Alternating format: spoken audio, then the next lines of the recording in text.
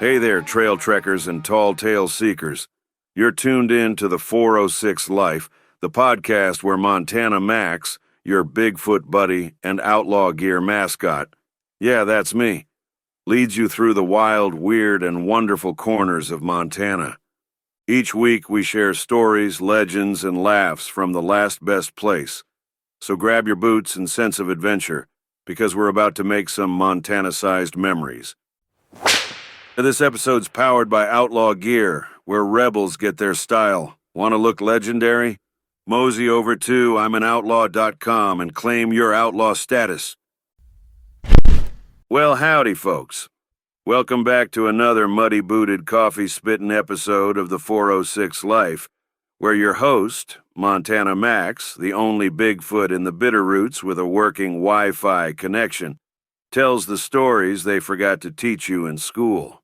I'm 6'7", hairier than a bear in winter, and I'd say my mail delivery skills are legendary, but only if you count how often I lose my own socks. We're talking about Stagecoach Mary Fields, the only woman in Cascade who could out-drink, out-shoot, and out-cuss the whole damn town, and still have time to grow the prettiest flowers you ever seen. So pour a cup, sit a spell, and don't let your grandma hear some of this language. Now picture this. It's Tennessee, 1830-something. Most folks are worried about chores. Mary Fields was busy being born into slavery. Her mama worked in the house. Her daddy toiled in the field, and Mary, well, she came out fighting for every breath. Civil War comes and goes, and Mary grabs freedom by the horns. She ends up on a Mississippi steamboat called the Robert E. Lee. While I, Montana Max, don't recommend boats, I'm more of a waiter, Mary jumped in with both boots. She worked as a chambermaid, and let me tell you, riverboats back then weren't all paddle wheels and riverboat gambling. You worked hard, you ate tough, and you watched out for river pirates. And that's just before lunch. One day, Mary crosses paths with Judge Edmund Dunn. Long story short, she ends up working for his family, then gets sent north to Ohio with a bunch of kids and a nun named Mother Mary Amadeus. Now, I've seen plenty of unlikely duos in my day. Hell, I once played horseshoes with a porcupine. But nothing matched Mary Fields and Mother Amadeus. When the nun got sick up in wild Montana, Mary dropped everything, grabbed her best hat, and hoofed it 1,600 miles to the Montana Territory. 1,600 miles. That's further than I usually travel unless there's a donut at the end. Mary gets there, nurses her friend back to health, and sticks around to turn St. Peter's Mission into the best-run spot west of the Missouri.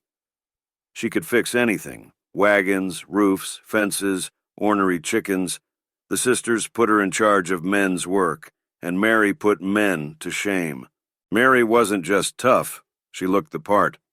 6 feet tall, 200 pounds, wore men's clothes when she wanted, smoked cigars thicker than my thumb, and carried a .38 Smith & Wesson under her apron. Local native folks called her White Crow. Said she acted white but had skin black as coal. Hell, if I had a nickel for every time I confused folks just by walking into a diner, I'd own a whole coffee stand by now. Need shipping, shredding, prints, or a real street address? Helena's locally owned and operated the UPS store has you covered. Located at 2047 North Last Chance Gulch. Stop by and get it done right. And boy, did she have a temper. Once a skunk raided her chicken coop. Mary tracked that stink bomber, shot it, and dragged its carcass a mile just to show the sisters she'd handled it. Smelled worse than a Yeti's armpit, I reckon. She threw rocks at folks who got mouthy, and if you insulted her, you better be faster than a speeding bear, 'cause she'd challenge you to a duel, Montana style. Then came the legendary shootout behind the convent. Some fella didn't want to take orders from a black woman, so Mary let her .38 do the talking. One bullet, they say, bounced off a stone wall and ruined the guy's Sunday pants. Another tore right through the bishop's drawers. His laundry, not the ones he was wearing, thank heavens. The church, not feeling quite as forgiving as Mary, told her to hit the road. Mary heads to Cascade, Montana, where Mother Amadeus helps her open a restaurant. The problem? Mary never turned away a hungry soul, whether they could pay or not. She fed half the town, every lost sheep herder, and a couple drunks for good measure, till the place went broke. Twice. Kindness, it turns out, don't pay the rent. If it did, I'd have a cabin made out of maple bars.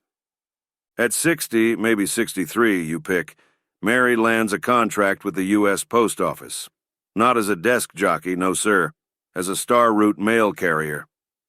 She hitched up her team faster than any man and drove mail 15 miles through blizzards, wolves, and more than a few bandits. Carried a rifle and a revolver, and when the wagon couldn't push through the snow, she strapped on snowshoes and hauled the mail on her back. 8 years, never missed a day. One night, wolves flipped her wagon. Most folks would have run, not Mary. She spent the night shooting at wolves in the dark, then got up, righted her wagon, and finished her mail run on time. Y'all, I hide from mosquitoes. She fought wolves with a 6-shooter. By retirement, Mary was the pride of Cascade. She didn't know her real birthday, so she picked March 15th, and every year the whole town shut down to throw her a party. When Montana passed a law saying women couldn't go in saloons, the mayor said, "That don't count for Mary." She was the only woman in Cascade who could legally drink in the bars. And not just drink, but gather all the town gossip just in case the mail route got dangerous. If you stiffed her on a laundry bill, she'd chase you down and make you pay, one way or another. Kids loved her. Parents loved her 'cause she babysat all the children, spent her wages on candy for 'em and took 'em on wildflower picnics. She was the Cascade baseball team's biggest fan, made bouquets for every player, and if an ump made a bad call, Mary'd cuss so hard the ball players' ears turned red. Ready for your next Montana home? Visit mostwantedrealestate.net, because that's how the West is sold. Now, not everything was rosy.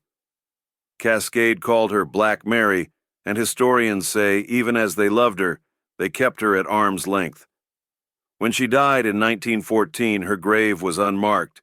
No name, no date, just a blank stone. Funny how a town can celebrate you in life and forget you in death. But Mary's legend outlived them all. Gary Cooper, the Hollywood cowboy, knew Mary as a boy.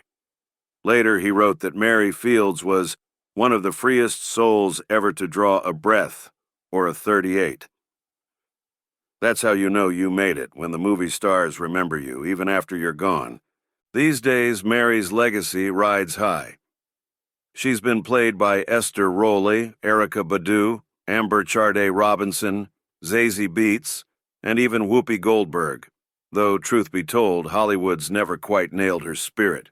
There's a museum for her in Connecticut, an asteroid spinning round the sun with her name on it, and her grave in Cascade gets fresh flowers, baseballs, and the odd whiskey bottle from folks who still remember. So what do we learn from Stagecoach Mary Fields? Don't let the world tell you where you can go or what you can carry. Be kind, be tough, and if someone tells you you can't do something, load up the wagon and prove 'em wrong. If you enjoyed this yarn, share it with your friends, your family, your neighbor, your dog, hell, even your favorite local Bigfoot. And if you really loved it, give the 406 Life a 5-star rating wherever you listen so other folks can find these stories. Bigfoot's got to get in front of people too, and you know my feet aren't the only thing that's big around here. My ego could use the help. And if you want to read the full blog post, head over to the406life.com. Thanks for listening, y'all. This is Montana Max, over and out. Got a Montana story, business, or unsolved mystery you want on the show? Head to the406life.com and drop me a line. No smoke signals required. Don't forget to hit subscribe so you never miss a stomp, stumble, or tall tale. Tell your friends, tell your grandma, heck, tell that guy who swears he saw me near Whitefish. I was just buying donuts, all right?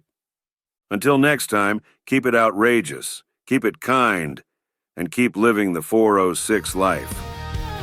Montana Max, over and out. That's the 4-6 Live.